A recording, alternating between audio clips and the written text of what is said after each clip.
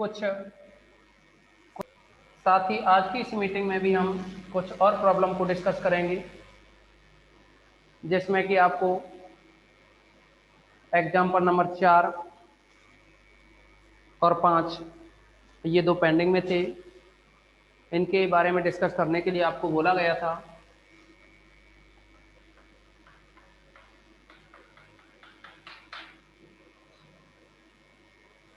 Example 4 है, इसमें कहा है माना कि u1 is equal to 1 to 1, u2 is equal to है 315, u3 इज इक्वल टू है 3 - 47। सदिश समष्टि V3R के अवयव हैं।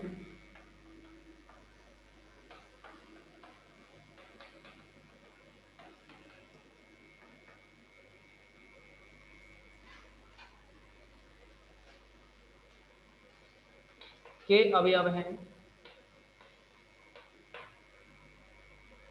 तो सिद्ध कीजिए कि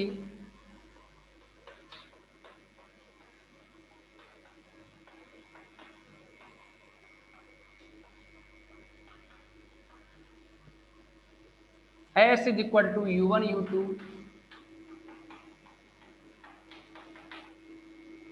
तथा T is equal to u1 u2 u3 द्वारा विस्तृत जनित उप समष्टि समान है।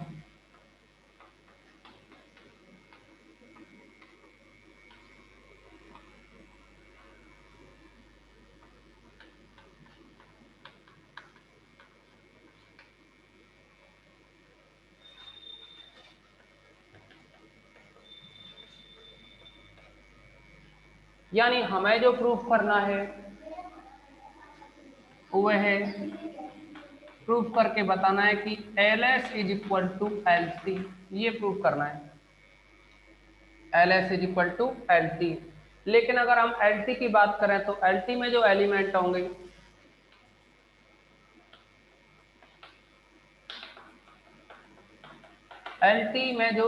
होंगे उसको आप या तो सिग्मा की फॉर्म में लिखो या फिर सीधे लिखें α1 u1 plus α2 u2 plus α3 u3। इस टाइप के एलिमेंट्स का ये एक सेट बनेगा LT। यानी लीनियर स्पान ऑफ T की फॉर्म है वो α1 u1 plus α2 u2 plus α3 u3, इस टाइप का एलिमेंट बनेगा। अब हम क्या करेंगे इसमें कि अगर α1 α2 α3 इनके मान रख दें, सॉरी u1 u2 u3 जो सदस्य इनके मान रखें, तो अपने पास है यहाँ 1 to 1 प्लस α2 u2 की जो वैल्यू है 315 प्लस α3 u3 की जो वैल्यू है वो है 3 - 47। अब करना क्या चाह रहे हैं हम कि इसको ऐसी फॉर्म में बना रहे हैं जैसे LT लेके चले LS की फॉर्म बनानी है। अर्थात LS की फॉर्म का मतलब है S में केवल और केवल दो ही एलिमेंट है u1 और u2, तो यानी alpha u1 plus beta u2 इस टाइप का लाना चाह रहे हैं हम LS को। इस पूरी कैलकुलेशन को सॉल्व करते हुए हम LS is equal to alpha u1 plus beta u2 type का लाना चाह रहे हैं। और इसे लाने के लिए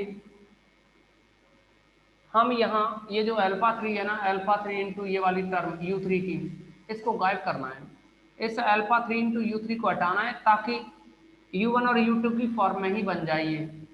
ये वैल्यू देख रहे हैं आप u1 u2 की फॉर्म में बनी हुई है। तो हम क्या करेंगे इसमें से 3 - 47 है ना, इसको यानी u3 को u1 और u2 के लीनियर कॉम्बिनेशन के रूप में व्यक्त कर सकते हैं। माना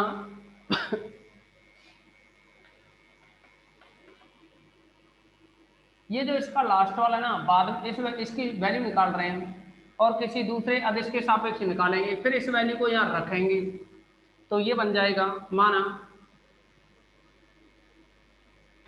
3 minus 4 7 is equal to beta 1 U1 plus beta 2 U2, ये मान लिया हमने। और अगर यह माना है 3 माइनस 4 7, क्योंकि हम क्या है हम क्या है U1 U2 की फॉर्म में इसकी वैल्यू निकालना चाह रहे हैं, और जैसे हम यहाँ इस वैल्यू को रख दें और इसको कैलकुलेशन को करें तो केवल और केवल U1 U2 के पदों में बनेगी।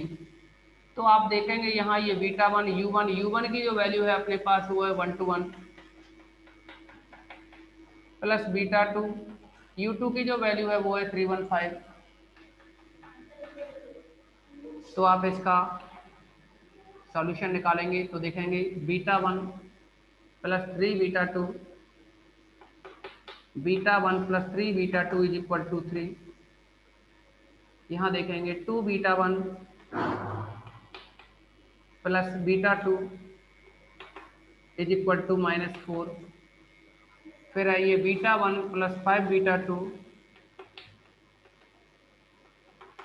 Equal to 7। अगर हम इन तीनों ही इक्वेशंस को सॉल्व करें, और तीनों इक्वेशंस को क्या सॉल्व करेंगे, इनमें बीटा 1 बीटा 2 है, इनकी वैल्यू निकालनी है, यानी कोई दो इक्वेशन सॉल्व करें जो कि तीसरे को संतुष्ट करनी चाहिए। तो कोई भी दो इक्वेशन सॉल्व करेंगे तो हम यहाँ से बीटा 1 बीटा 2 की वैल्यू निकालें। इसको कोई नंबर डाल दो, इसमें इसकी भी जरूरत पड़ेगी। अभी समीकरण 1 डालें, इसको 2 3 4 डालें। आप देखेंगे 2 और 4 से ही सॉल्व कर लो ना, माइनस करने पे सॉल्व हो जाएगा।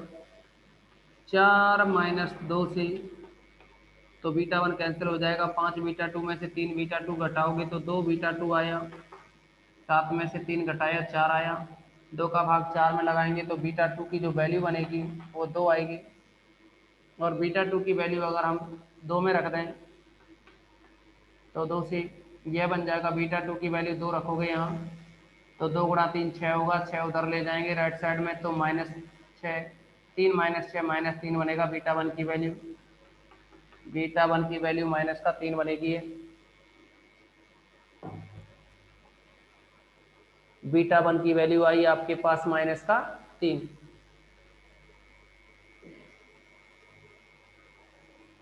तो इस वैल्यू को, जो कि बीटा 1 बीटा 2 की वैल्यू हमने निकाली है, इनको अगर हम इस समीकरण में रखें जो कि beta 1 U1 plus beta 2 U2 की फॉर्म में है, तो आप इसको लिख सकते हैं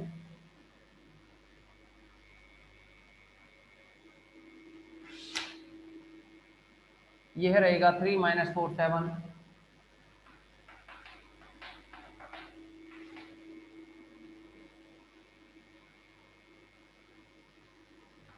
अब 3 माइनस 4 7। तो यहाँ देखोगे बीटा 1 की जो वैल्यू है वो है -3 U1 -3 U1, या यहाँ रख दो बीटा 1 की वैल्यू है वो है -3, फिर है 1 2 1।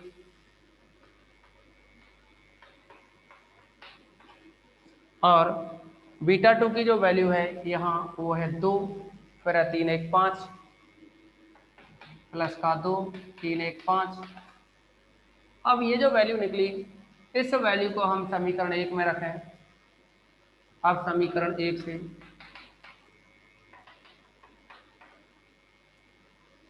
तो ये जो LT है ना,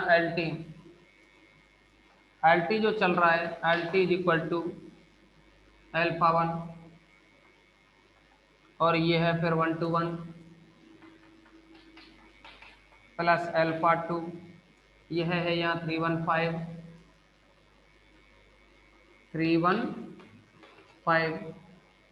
साथ में है ये अल्फा 3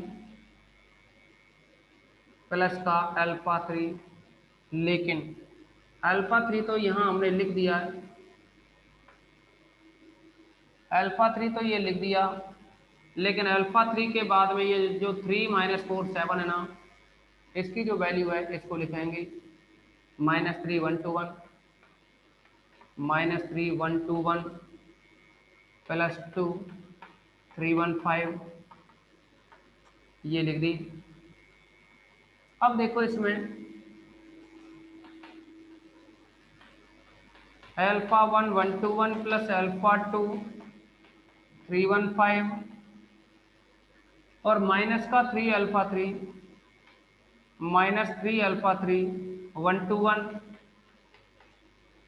इसके बाद 2 से भी होगा ना अल्फा 3 का मल्टीप्लाई, तो ये बनेगा प्लस का 2 अल्फा 3 315, ये बना।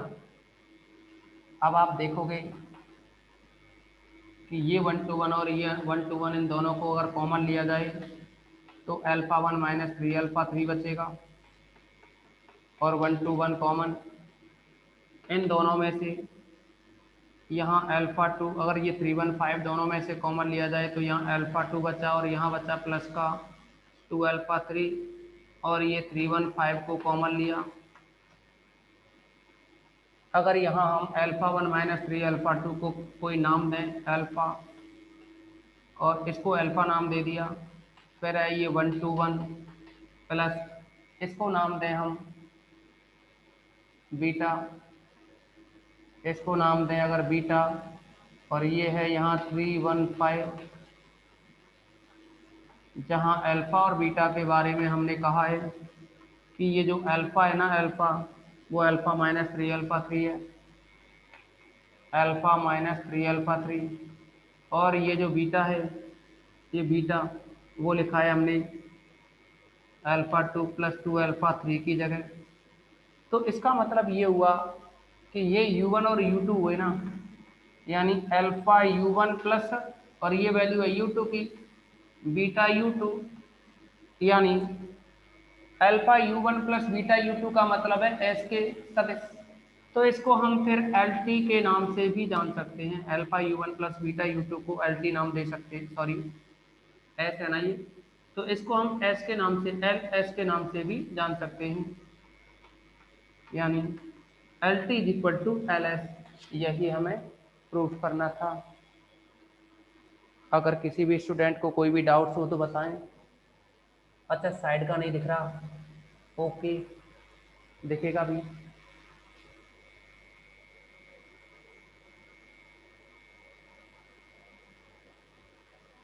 दिख रहा है ना सभी को साइड का?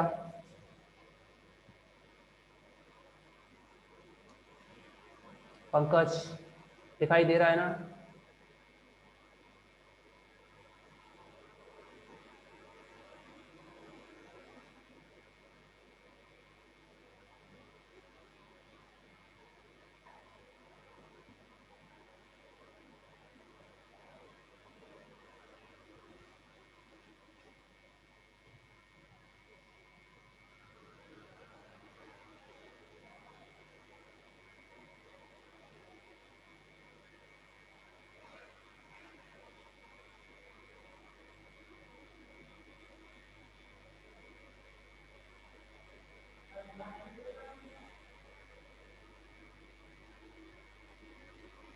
अब आप बताएंगे इसमें किसी को कोई डाउट है क्या? मैंने तो कई कर दिया, 4-5 का भी काम करा, ये सब ऐसी लग रही थी मैं चल रही है तुम समझ के तो कर रहे हो जवाब करके कर रहा था। अगर बोलिए किसी स्टूडेंट को कोई डाउट्स हो तो ओके, थोड़ा नीचे कर दो।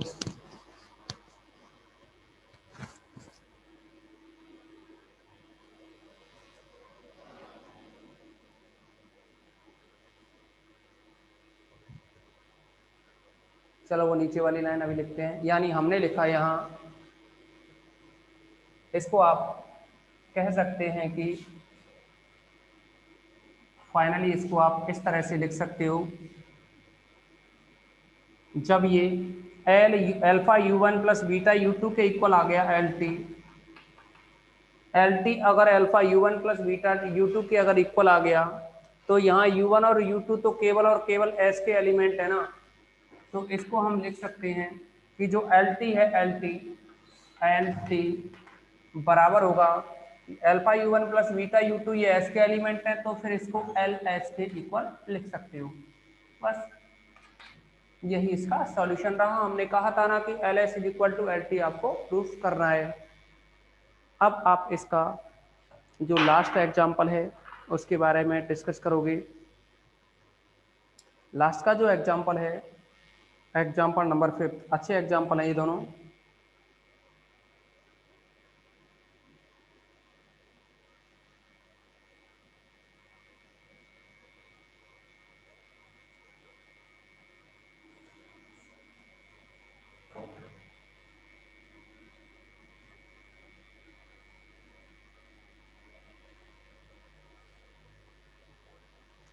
एग्जाम्पल 5 में आपसे कहा गया है यदि u1 is equal to 1 2 minus 1, u2 is equal to 2 minus 3 2, u3 is equal to 4 1 3 तथा u4 is equal to minus 3 1 2। v3 r के सदिश हो तो v3 ऑफ r के सदिश हो तो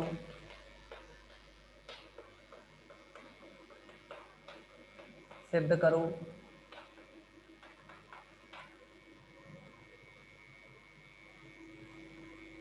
L ऑफ u1 u2 यानी linear span of u1 u2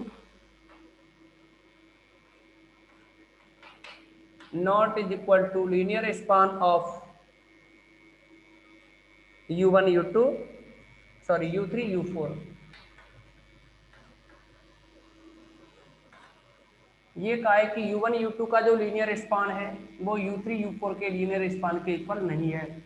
तो हम क्या करेंगे, इसे प्रूफ करने के लिए लेकर के चलेंगे कि ये जो linear span of u1 u2 है वो linear span of u3 u4 के इक्वल है। अगर हम इतना लेकर के चलें कि linear span of u1 u2 linear span of u3 u4 के इक्वल है, इनके लिए कुछ अदिश भी लें। मान लीजिए अल्फा बीटा गामा डेल्टा, ये 4 कोई अदिश हैं,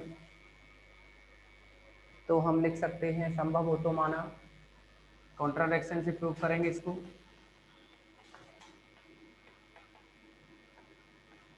संभव हो तो माना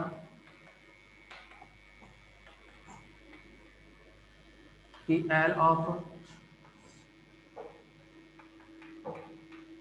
u1 u2 is equal to L of u3 u4, ये इक्वल है तथा कोई अदिश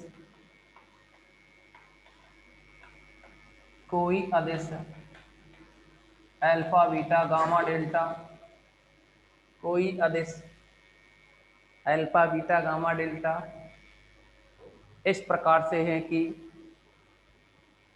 अल्फा बीटा गामा डेल्टा जो कि क्या है, अदिश हैं, v3 ऑफ r में फील्ड r के एलिमेंट हैं, इस प्रकार है कि यानी such that alpha u1 plus beta u2 is equal to gamma u3 plus delta u4। अब यहाँ इनकी वैल्यू अगर रखी जाए, अल्फा u1 की वैल्यू है अपने पास 1 2 माइनस 1, बीटा u2 की वैल्यू है अपने पास 2 माइनस 3 2, और गामा u3 की वैल्यू है अपने पास 4 1 3, डेल्टा u4 की वैल्यू है माइनस 3 1 2। इस कैलकुलेशन को करें, आप देखेंगे अल्फा प्लस 2 बीटा, फिर यहाँ 2 अल्फा माइनस 3 बीटा, और ये माइनस अल्फा प्लस 2 बीटा, और यह बनेगा यहाँ 4 gamma minus 3 delta, gamma plus delta, ये आएगा यहाँ 3 gamma plus 2 delta.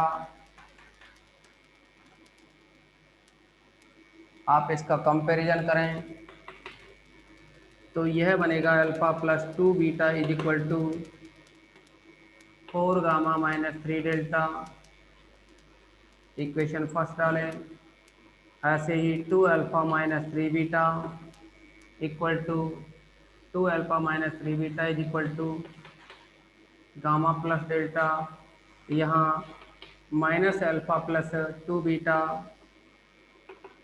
Equal to 3 gamma plus 2 delta. अब इनमें से कोई भी दो समीकरणों को हल करके या तो अल्फा बीटा की वैल्यू निकाल दो या फिर गामा डेल्टा की वैल्यू निकाल दो। जैसे ही दो समीकरण हल करके अल्फा बीटा की वैल्यू निकाल दें माना कि, तो वो फिर तीसरे समीकरण को संतुष्ट करनी चाहिए। अगर हम इनमें से कोई भी दो समीकरण, देखो इजी पड़ेगा, ये अल्फा अल्फा कट जाएंगे ना, 1 और 3 हल कर लेते हैं। इसमें समीकरण 1 और 3 को अगर हल करें 1 व 3 से, तो अल्फा अल्फा अगर कट जाएंगे जोड़ने पर, तो 2 बीटा 4 बीटा आएगा इज इक्वल टू 4 और 3 7 गामा।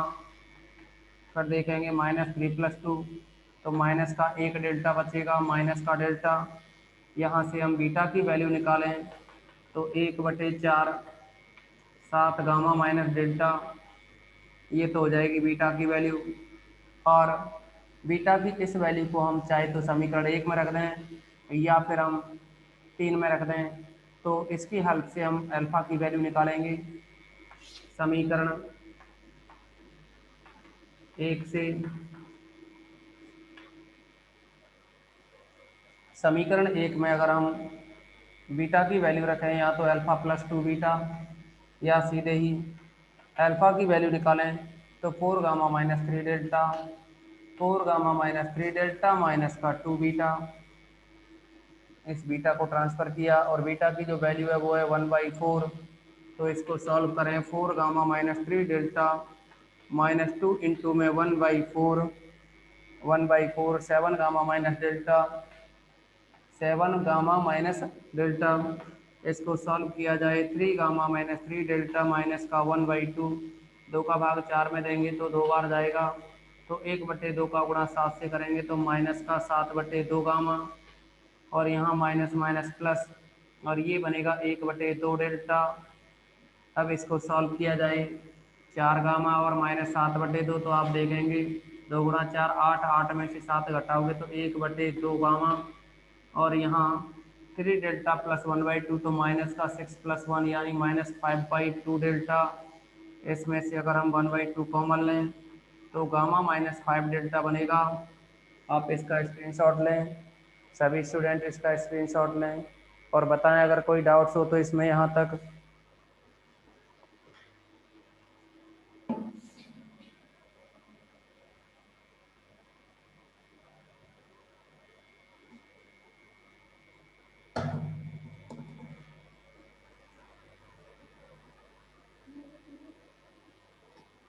किसी भी स्टूडेंट को कोई डाउट्स हो तो कंफर्म कराएं जल्दी से।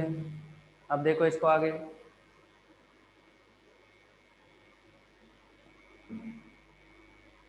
इसमें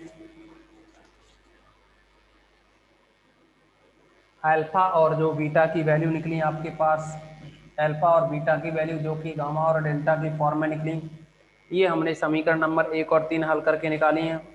अगर ये वास्तव में इसके इक्वल होगा, L U1 U2 है वो L U3 U4 के इक्वल होगा, तो इस अल्फा और बीटा की जो वैल्यू निकली है वो समीकरण 2 को संतुष्ट करनी चाहिए।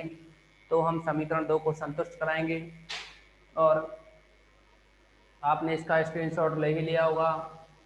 जैसे इसको संतुष्ट कराएं तो आप देखेंगे इसमें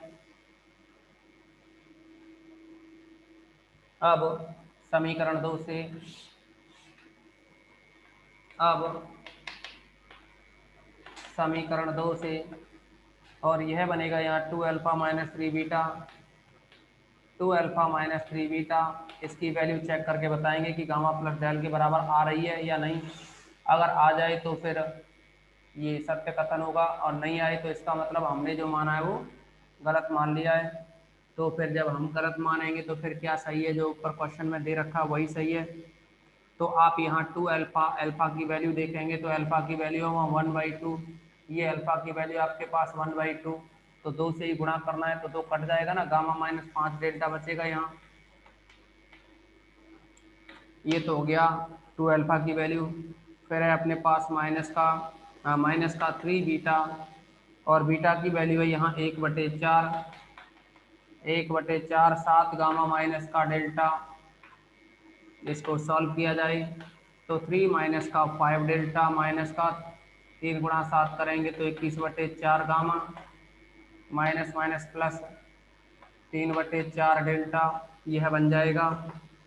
आप इसको सॉल्व करें तो ये है गामा, गामा माइनस 5 डेल्टा था ना, तो अब गामा को सॉल्व करें 4 माइनस 21 करेंगे तो -17/4 -17/4 गामा, और ये -5 प्लस 3/4 तो 4 गुणा 5 माइनस का 20 प्लस 3 तो माइनस का 17/4 यहाँ से आया, ये डेल्टा बचेगा। तो आप देखेंगे कि जो डेल्टा की वैल्यू है ना वो तो 17/4 आ रही है, इसके इक्वल आ रही है 17/4 के। और जबकि हमने कहा समीकरण 2 में 2 अल्फा माइनस 3 बीटा इक्वल होना चाहिए किसके, गामा प्लस डेल्टा के। समीकरण 2 में क्या है ये, यानी -17/4 कॉमन लिया तो गामा प्लस डेल्टा बचा, ये आया। लेकिन ये तो बराबर है ही नहीं, ये तो गामा प्लस डेल्टा के बराबर आना चाहिए ना। समीकरण जो 2 था उसमें LHS ये था, लेकिन RHS ये डेल्टा प्लस गामा होना चाहिए, जो कि इसके बराबर नहीं आया। तो इसका मतलब हमने जो वैल्यू मानी है वो क्या है, विरोधाभास है। अतः हमारी परिकल्पना गलत है, अतः हमारी परिकल्पना गलत है। अगर हमारी परिकल्पना गलत है तो फिर क्या सही है तब, अच्छा गलत क्या है उसको भी लिख दो। हमारी परिकल्पना गलत है कि